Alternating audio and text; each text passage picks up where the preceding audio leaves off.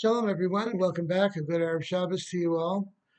Recently, I was watching an interesting debate between one of the leading liberals of our day, Alan Dershowitz, the famed professor of law at Harvard University, emeritus, and one of the leading conservative thinkers of our day, radio personality Dennis Prager.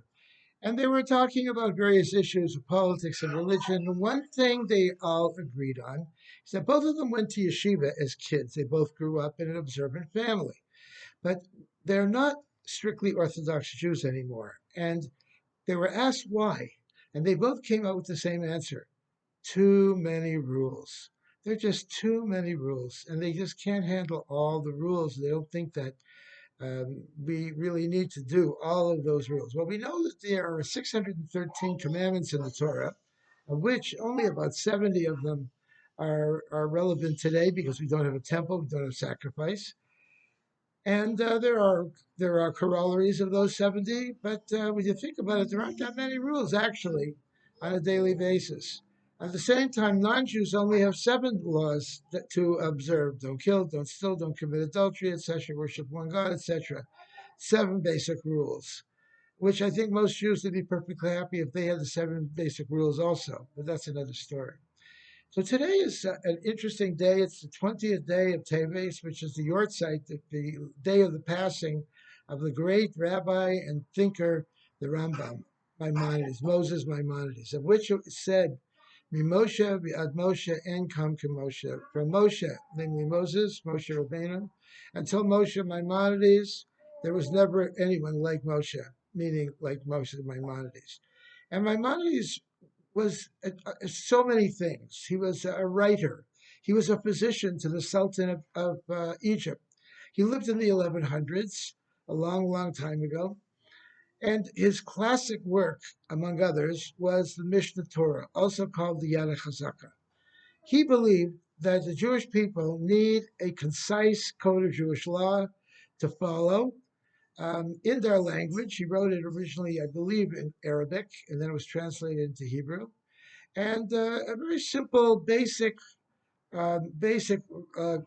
book of laws that you would read it and you take a look. In fact, it's interesting that the Mishnah Torah does not have any footnotes. He didn't want it to be a scholarly text. He wanted it for the common folk so that they wouldn't need footnotes to look it up. But rather, if they want to find out what to do, take a look, and there you go. What would the Rambam have said to Professor Dershowitz and to Dennis Prager about all the rules? Certainly, no one wrote more of the rules besides Moshe Rabbeinu than Moshe Maimonides. What would he have answered them and said about them?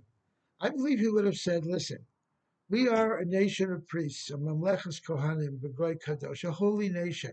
And a holy nation, a nation of priests, has many rules, many things that they need to do that other people simply don't need to do, because God has chosen them for special purpose, and that is to bring godliness into the world.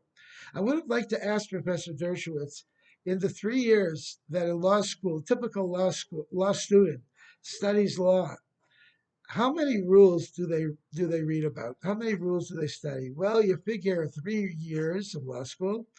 Would it be safe to say that they are studying at least 600 laws? That would be about 200 laws each year. Is that unfair to say such a thing like that? I would certainly say it is. I know that most law students spend all their days and nights reading and studying and analyzing, and certainly there's got to be at least 200 laws each year that they study, and I'm sure there are a lot more than that. So why do they study so many laws? Why is it necessary to have so many laws? Because that's how the law works, because there are many, many laws dealing with the legal system. Similarly, a nutritionist, how many laws does a nutritionist study about the nutrition of food and advising people what to eat, what not to eat? There's got to be at least 600 rules that they go over. And so in every single field, nuclear physics, do you think there are less than 600 rules in nuclear physics? I dare say not. Certainly, in any field of any serious study, there needs to be rules of conduct. And indeed, Judaism has those rules as well. But these are holy rules, these are godly rules. So the Torah is a is a blueprint for our life. And as it says, Kihem Chayenu, they are our life, Yorach Yomenu, and the length of our days. Certainly, we need to follow the halachas, the rules of Judaism, which are essentially the rules from God. These are God's laws, and they encapsulate, as it's said in Tanya, God's will and God's wisdom. I'd like to wish you all a good Shabbos, a wonderful Shabbos. Candle lighting in San Diego tonight is at 4:30. Good Shabbos, everyone. Good Shabbos.